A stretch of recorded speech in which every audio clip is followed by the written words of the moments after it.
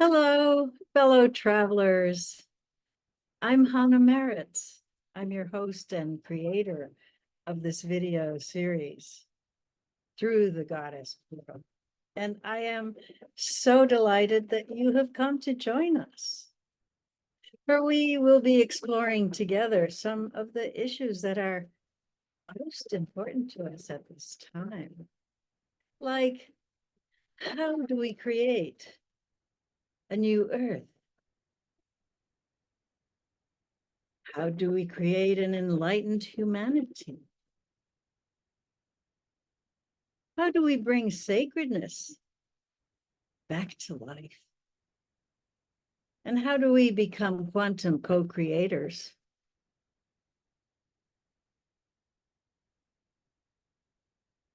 These are the issues that we'll be exploring.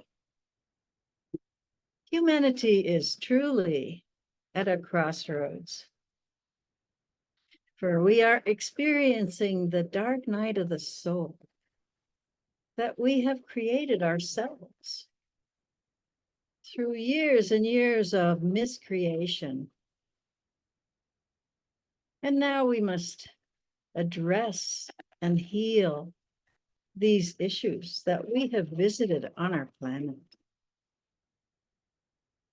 To this end, we have invited 20 fabulous speakers.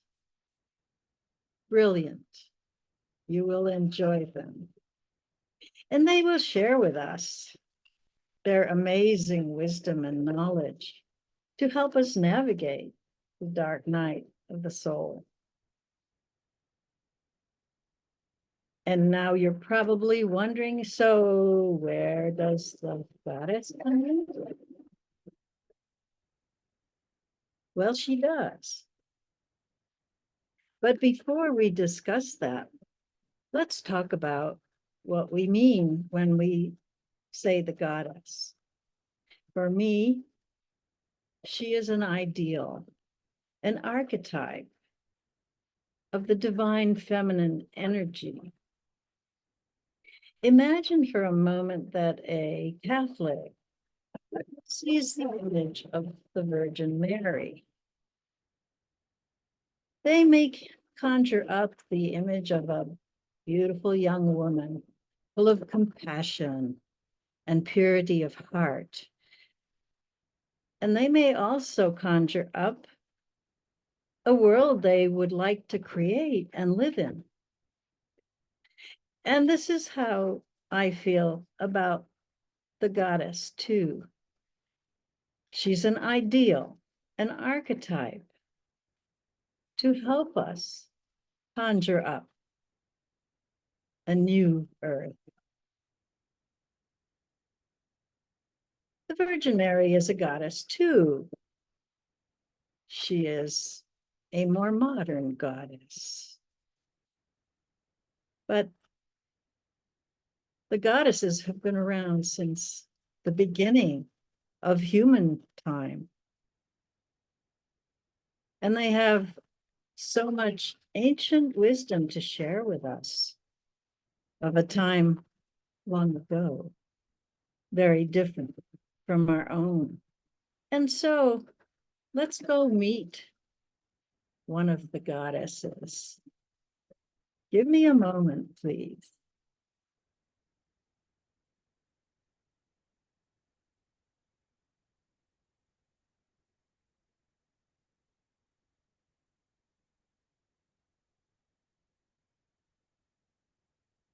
About 100 years ago, this little goddess burst onto the scene. She was found by some railroad workers lying down a railroad track in Willendorf, Germany. She caused an incredible sensation. She was called the Venus of Willendorf, but she was much more than a Venus. She caused an immediate sensation. Why? Because her essence touched a deep memory of a time long gone when the feminine was understood in a very different and powerful way. She was the primary mother, she who creates us from her own body. And that understanding touched a deep nerve, conjuring up something that had been so long forgotten. Modern humans have lost touch with the primary mother. She is the archetype of mother love, unbounded and unconditional, the kind every child longs for, to grow up into a healthy, complete human being, bursting with creative power and the joy of living. She's the creatrix of life. She births us, feeds us, protects us, and finally, one day down the road, she takes us back into her body to rebirth at a later time. She is so powerful that for eons she's been violently suppressed by those who seek to control our powerful creativity. And for so long, this has been our collective trauma. Trauma is an overlooked and misunderstood superpower, a treasure chest of suppressed and exiled healing energies longing to return home to claim us.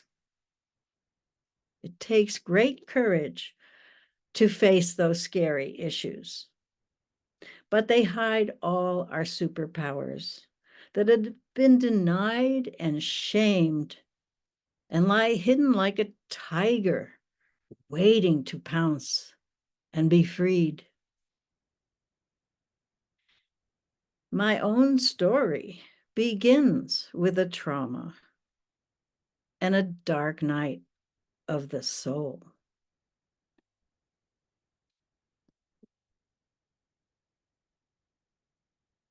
I was born during World War II in Central Europe at a time when survival was what life was all about. The Nazis occupied Czechoslovakia and ruled with brutality and terror. My father joined a group of partisans fighting the German occupation. And after a few years and the Allied victory over Germany, he participated in the formation of a democratic government.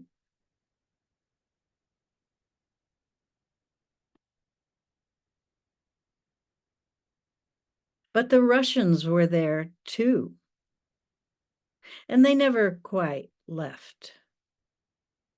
They formed their own political parties, and after 3 years, they staged a coup against the democratic government.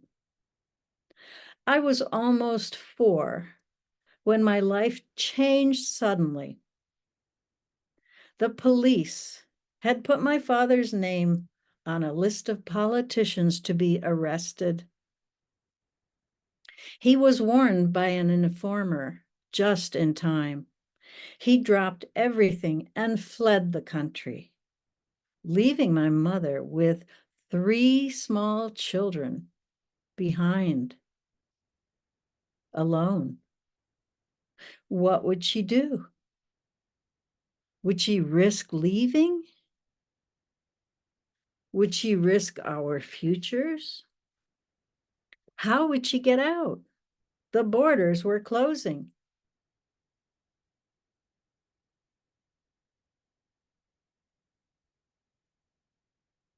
Without hesitating,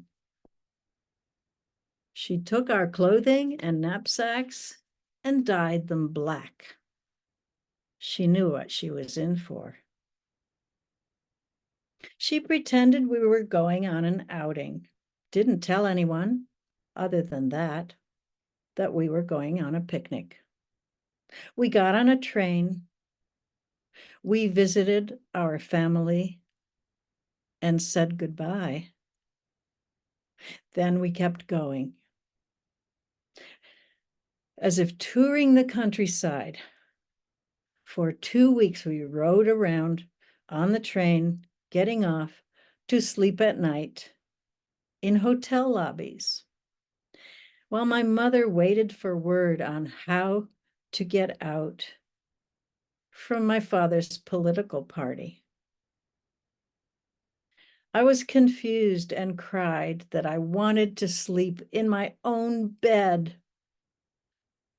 During those weeks, we made 2 attempts to escape that failed.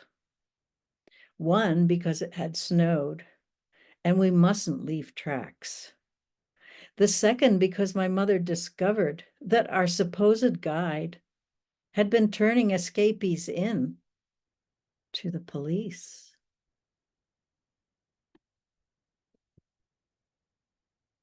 On a third try, the escape route was to be a smuggler's trail over the tallest mountain in southwest Czechoslovakia, called the Needle because it was so sharp and pointy and steep.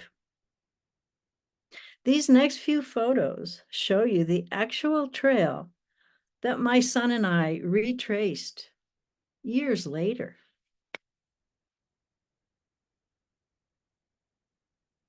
Our guide refused to take 3 small children.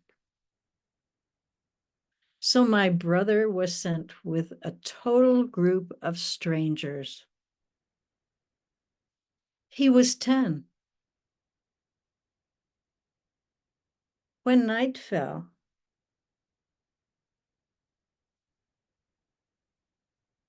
my mother wasn't strong enough to carry me. So a kind student in our group volunteered to take me on his shoulders. I cried and screamed the whole night. I was often muffled to prevent the police dogs from hearing us. It was so dark that at one point when we stopped to rest, my mother sat down right in a stream bed. We climbed the whole night.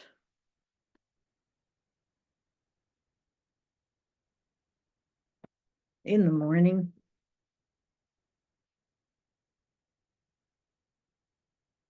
we reached the top. But where was the border? It wasn't marked. It hadn't been.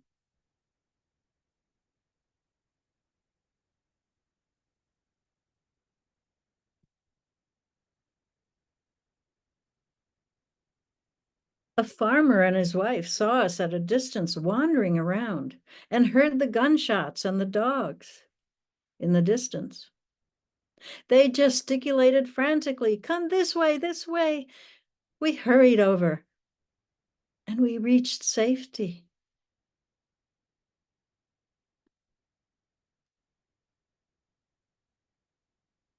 Then we wandered around for 3 days with nothing to eat or drink. One day, my mother happened to meet a former student of my father's from the university, who was also fleeing and who knew where my father was being held by the Americans, a camp for political refugees called Alaska House.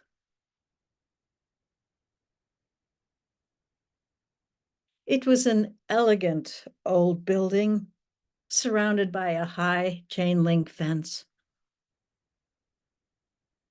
created to house political refugees and keep them safe from spies and turncoats. My brother and father were standing there. They'd already found each other. When they saw us, they ran over to the fence, emptied their pockets of chocolate bars, and pushed them through the fence so that we had something to eat. They ate with us, and years later, my brother wrote, that nothing had ever tasted so delicious.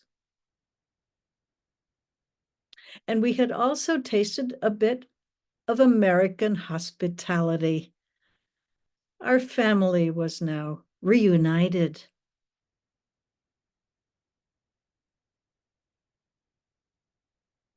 We began a new life in America. But for my parents, they always kept one eye looking backwards to the family and life they had left behind.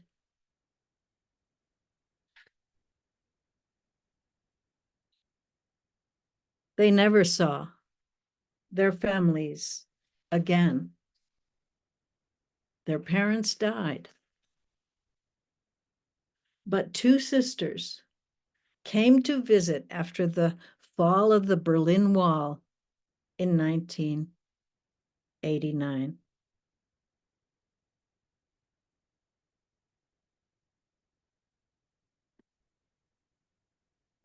Looking back these many years later, I feel that I and all of us were held by an angel during that time. I immediately forgot that anything had happened. It is still a black hole. I was told years later what had transpired during that time, and I spent my youth healing and searching, growing from a shy, guarded, forgetful young girl to always looking for something else, another way of being. It's been a great journey, uncovering my soul lost parts and recovering my powers with the help of therapists, shamans, Reiki healers, energy healers, endless teachers and helpers, and most of all from nature herself, and endless plant and animal friends and guides. I tell you this story because it is the trigger that sent me on a lifelong journey to discover myself, to call back my power, to find out who I truly am, and to find a different reality. One day, I saw a documentary that shocked and touched me so deeply. It was about training a baby elephant to become a worker. In it, they took the baby away from its mother, tied it up, and began beating and starving it over several days to within an inch of its life. At that point, they stopped the beating and began to feed again, while it slowly recovered.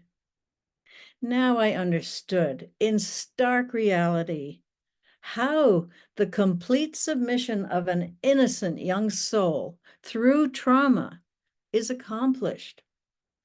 There are so many ways to traumatize the innocence of the young and to rob them of their power, will, and spirit, whether it's an elephant or a human. And most of us have our own stories to tell of trauma, for few of us escape it.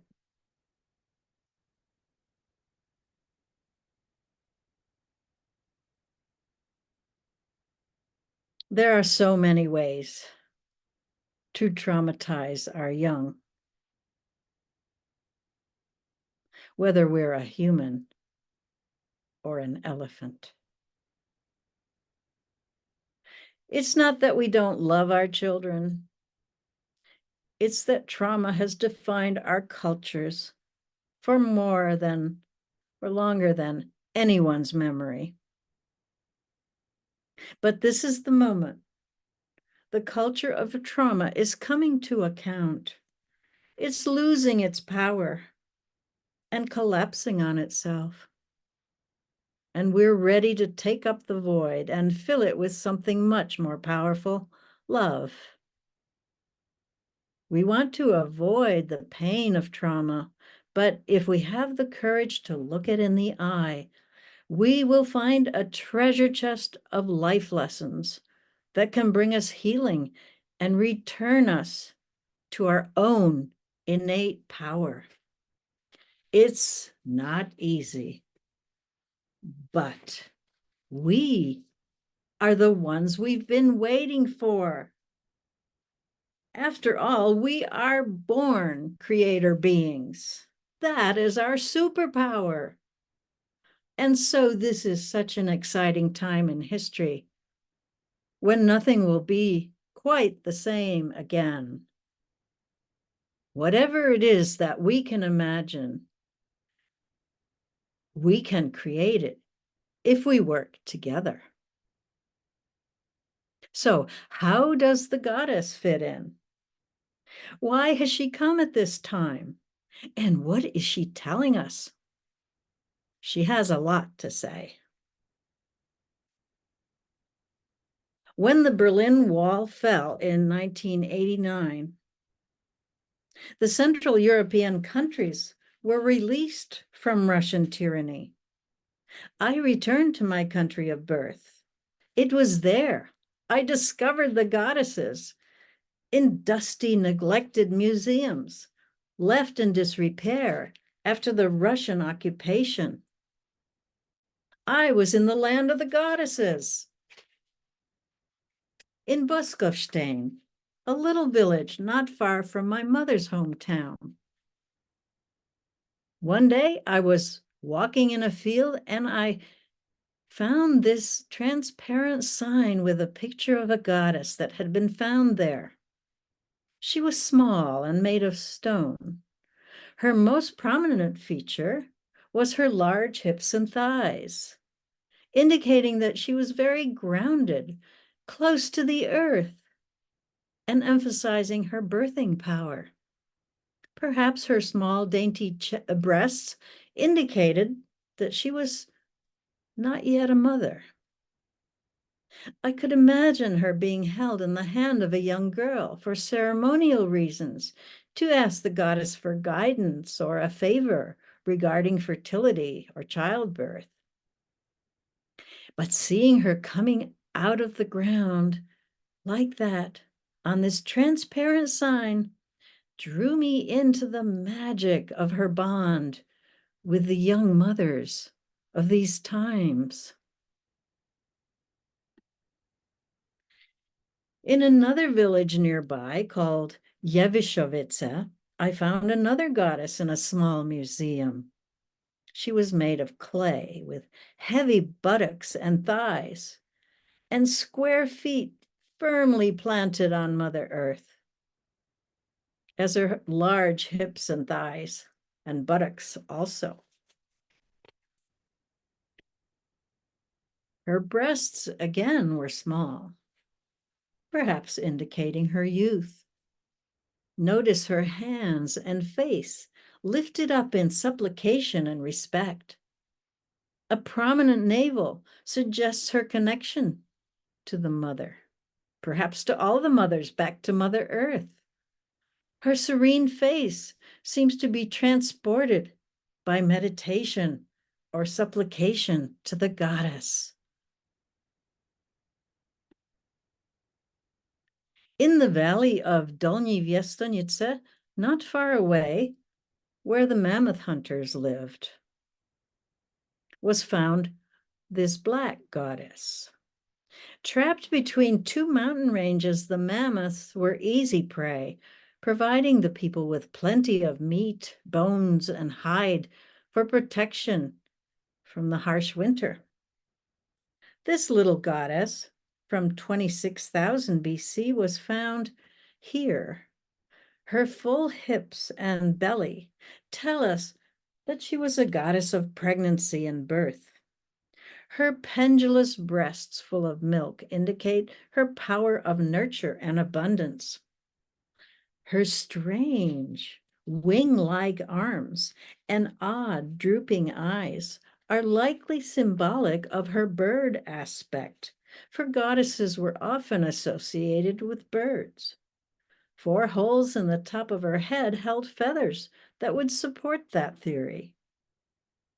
Birds inhabit many realms. They live on the earth, on the water, and they fly up through the sky. Like spirit, they have the ability to live in this dimension or to rise to the upper realms. In addition, birds are twice born, once as an egg and again as a chick, representing the principle of rebirth and affirming the understanding that life continues after death and that we return to this realm again. These themes are common throughout the goddess culture. The goddess's bird nature is a representative of the cycles of life, death, birth, and rebirth.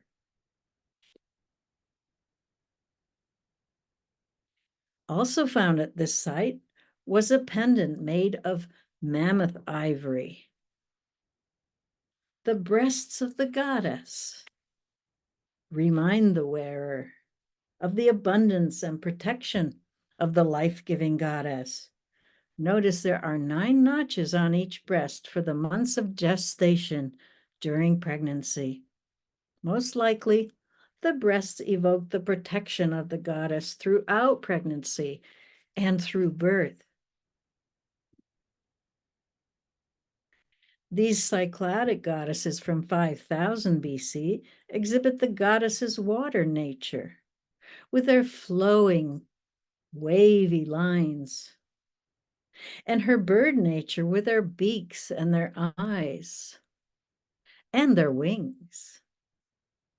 They remind us that we are born of water, nurtured from her breasts, and ascend upward through the flight of the soul.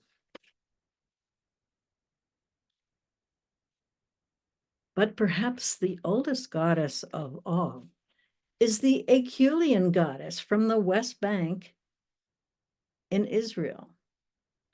She is perhaps 200,000 to 800,000 BC. Being carved as stone, it is difficult to pin down her age because stone cannot be carbon dated. Notice that she is most definitely a goddess with a vulva and breasts. She also has an aspect of the male, a penal-like head, indicating to me that both masculine and feminine energies are present together at the same time. As in the concept of sacred marriage, where the presence of both sexes makes the aspects complete, as opposed to the polarization of our own times. Notice how well she fits in your hand, perfect for holding in ceremony. Imagine her presence, her heaviness in your hand as you evoke the goddess for a special favor. Or imagine for a moment sitting around the evening fire. You pick up a stone and begin to carve it into a form that speaks to you. Pretty soon, it becomes your companion and guide and confidant. You see, tribal people had lots of leisure time, much more than we have today. There was no paperwork or checkbook to balance and no TV series to catch. But lots and lots of time to watch the stars, ponder their movements, and talk to the spirits. Sekhmet, that lovely goddess from ancient Egypt, half woman, half lioness.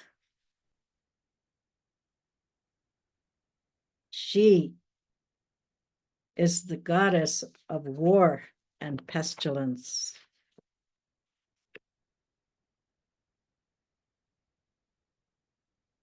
She is the fierce protector of all youngsters. And for humans who misbehave, she brings endless misery, blood, and disease. But she has a domestic side called Bastet. She is the goddess of the hearth, the home, and the kittens. And here she holds the Ankh of life, for she is the protector of life, the fierce protector of life.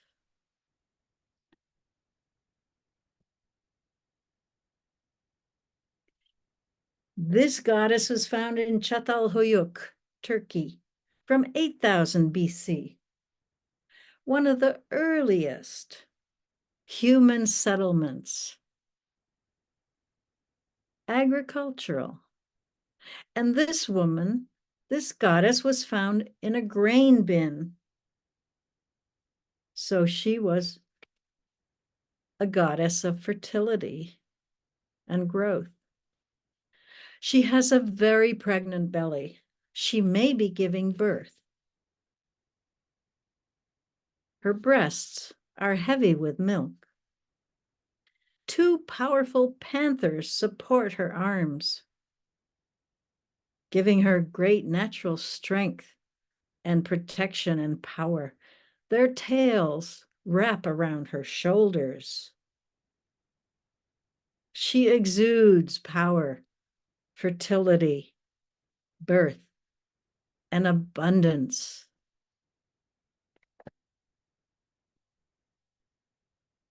But perhaps the most famous, as you've already met, is the Venus of Willendorf from 30,000 BC. She was called a fertility goddess by Western culture, but she is much more than that. She has a prominent vulva, a huge pregnant belly, thighs, and buttocks. The vulva was often celebrated in Paleolithic art as the portal of life. And so she is the life-giving goddess, the creatrix. Her hands are very small, folded across her breasts. Her feet are non-existent. But most perplexing of all is that she has no face, but something that resembles a raspberry. In fact, I am convinced that this is a beehive. It certainly looks like a beehive. And the head generally symbolizes the driver, the mind, the character of a person. That is why we create portraits of people we admire. Bees were sacred to the goddess. They represented the intelligence, the hardworking, tight-knit social group where everyone has a role and is committed to the survival of the group. It makes perfect sense that she would represent the goddess as well. The goddess is herself the essence of support, community, abundance, and life that we now celebrate. And that is essential to creating right relationship with nature and Mother Earth. May humans please take note. And so the goddess has returned to help guide us through these transforming and turbulent times, bringing us the ancient wisdom to show us the way.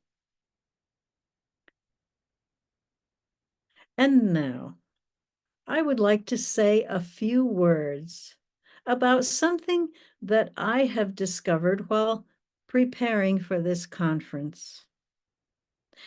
The subject matter is called fractals. And it is a geometric pattern of energy that reveals to us how energy moves and how it creates life. And so I will share now a summary of what I have learned so that it can help us move forward as quantum co-creators. What I have learned over my lifetime is that everything in the universe is energy. Our thoughts, our feelings, our intentions, our bodies, dreams, and everything in the universe is made of energy. We humans live in the third dimension with its 5 senses that allow us to survive in the 3D world. But we have a very important aspect, another aspect, the soul, which exists in many different dimensions. The senses of the soul lie in the intuitive realm, or the realm of subtle energies. These energies are more difficult to access. We call them the clairs, clairvoyance, clairsentience, clairaudience, and claircognizance, seeing, feeling, hearing, and knowing. Anything that manifests in our world originates in the subtle realms first. So let's take a look at how energy works on the electromagnetic spectrum. The emergence of quantum physics has been instrumental in opening up our understanding of the subtle world, the subtle energies, and how energy behaves at the atomic level. For the laws of physics no longer apply at that level, but they do help us understand how we can access and work with those subtle energies for growth and healing. Here we see a diagram of the electromagnetic spectrum, which is energy that vacillates between electric and magnetic, constantly moving back and forth between the two. With our 5 senses, we can detect only a small part of this spectrum. The visible part you see at the point where the rainbow colors come together on that diagram. Our audio abilities lie in the lower ranges where you see the radio waves. So all in all, we detect a very tiny part of this spectrum, and yet the whole rest of the spectrum is involved with the subtle energies. Notice that the diagram is 2-dimensional, and so the wave is a sine wave. But this is a misrepresentation of what's actually going on. The electromagnetic wave actually moves in 3 dimensions in a spiral. We see light as moving in a straight line, but in actuality, it comes down in a spiral. There is no straight line in nature. And so humans have a most profound misunderstanding of how energy moves and how life works. No wonder we misunderstand the natural world. So fractals, what are they? They are the geometric shape by which energy moves to create life. Imagine a ray of light splitting in two, and each end splitting into again and again and again and again and again. This is how energy moves when life is moving forward and growing. It becomes like a tree. These patterns are everywhere in nature. If you walk outside, you will see them in leaves, in bushes, branches, in the food that you eat. This is the fundamental way energy moves and life grows.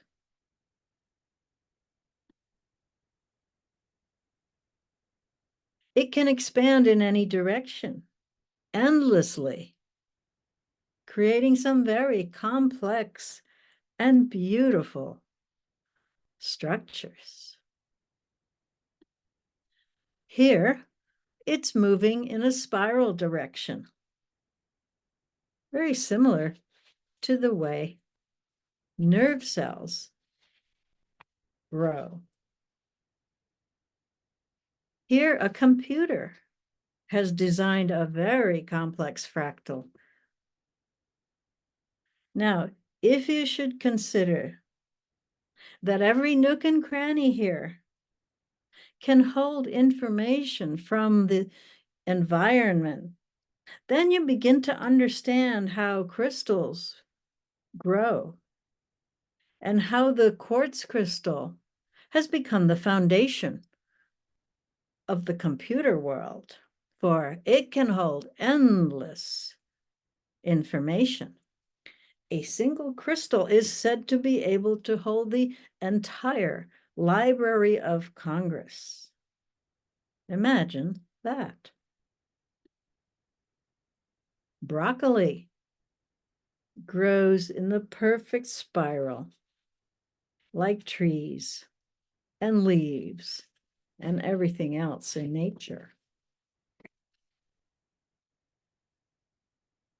Here we have a long list of fractals, the most obvious being ice and water crystals. We'll talk more about this in a moment, but notice how many things are formed on this pattern: nerve cells, proteins, mountains, earth fault lines, cell phone antennas. That's why your cell phone can hold so much information, because it is formed like a fractal, a crystal. Cells, air turbulence, lightning, DNA, heart rate, heart sounds, blood vessels, ocean waves, river systems, neutrons, protons, galaxies, broccoli, pineapple, leaves, tree branches, ferns, algorithms, insect antennae, sunflowers, nautilus, solar system, ocean waves. Now we come to water fractals. Water travels in fractals too. Water is a living being. We are 99.9% water by molecules. The Earth's surface is 70% water, and many planets have water on them, as does outer space. We are born water beings. We're born of the water, and we are water. Our cells are water. Water has some very special properties that makes it essential to life. Besides the solid, liquid, and gas state, there is one known as a fourth state: liquid crystals. Water molecules come together to form hexagonal patterns called hexagonal water, gel water, or structured water. Liquid crystals are patterns of water molecules loosely bound together, but fluid, changeable, and moving. as water moves. What makes water structured? The back and forth movement of the vortices as it moves down towards gravity's pull. As in rivers, streams, waterfalls, and even rain.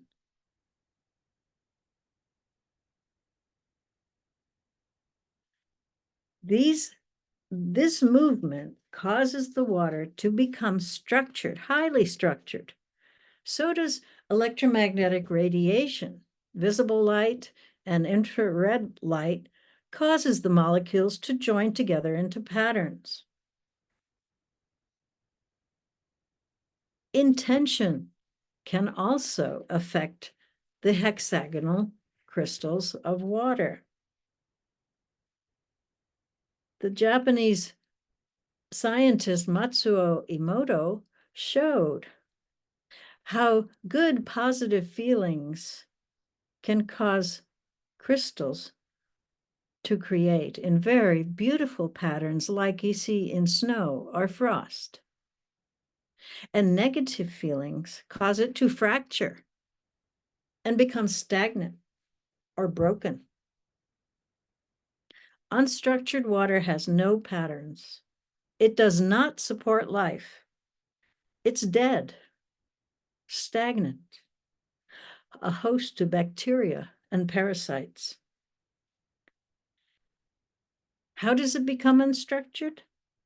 It's stagnant, not moving, hot, stored in tight containers, forced to flow in a straight line, or exposed to negative thoughts and feelings. As water flows, it renews itself. Flowing back and forth causes it to change into liquid crystals, to form liquid crystals. Changing bonds allow for gathering and storing of information from the environment as it goes. Its fractal nature creates many new antennae, finger-like extensions that gather a greater amount of information from the environment. The loss of antennae limits its aliveness and responsiveness, and the loss of fractality damages life systems. Structured water is essential to life. It makes up the contents of our cells, is intelligently organized in hexagonal patterns that can pass easily through the cell walls to bring in nutrients, remove waste, and enhance cellular communication. Structured water is also essential to the structure and functioning of our DNA. It actually holds it up and in place. It facilitates growth and repair and the turning on and off of genes. It even helps the chemical reactions that are going on inside the cell all the time. When cells manufacture proteins, structured water is essential to the folding process so that it happens correctly. Water's capacity for retaining memory means that both negative and positive energies can be stored here, creating either health or disease. Healing energies such as Reiki can cause the unstructured water to become structured. Thus, we can see how Reiki works on our bodies. Our blood system works on the same principles as water. It too carries nutrients to and from the body with the same movements and structures.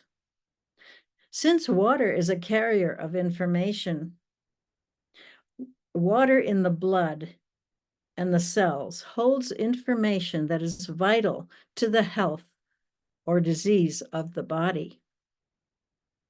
Another curious and vital function of water is its ability to imprint energy.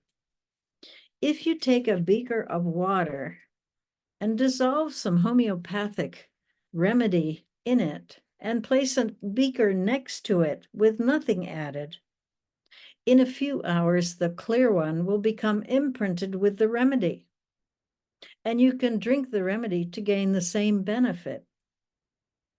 This shows us how and why the law of attraction works. Water's attraction to like vibrations makes it a flexible computer with memory. And we also begin to understand the placebo effect, how one water influences the vibrations of another. Chi, the field of energy that fills space all around us, behaves in a way just like water, folding in on itself as it moves. You see the water here as it flows, folds in on itself like waves on the ocean or on the surface of a pond.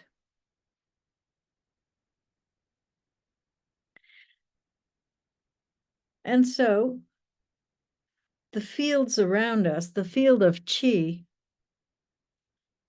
also moves and folds, and the dimensions that are contained in the Chi around us also fold. And so the dimensions are not far off. They are all around us. They surround us.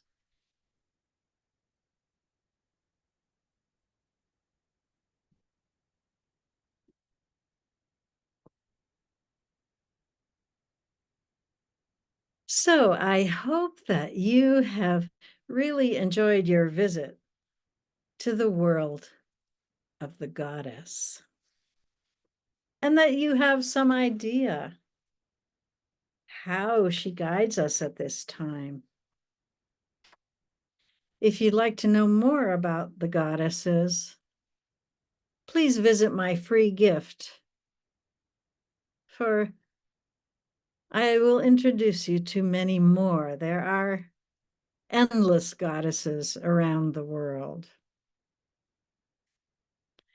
Also, I hope you have understood the world of fractals and subtle energy, for we will be diving into those realms with our speakers. And so now I invite you to follow the goddess through the goddess portal, and we'll meet you on the other side. Bright blessings to you all.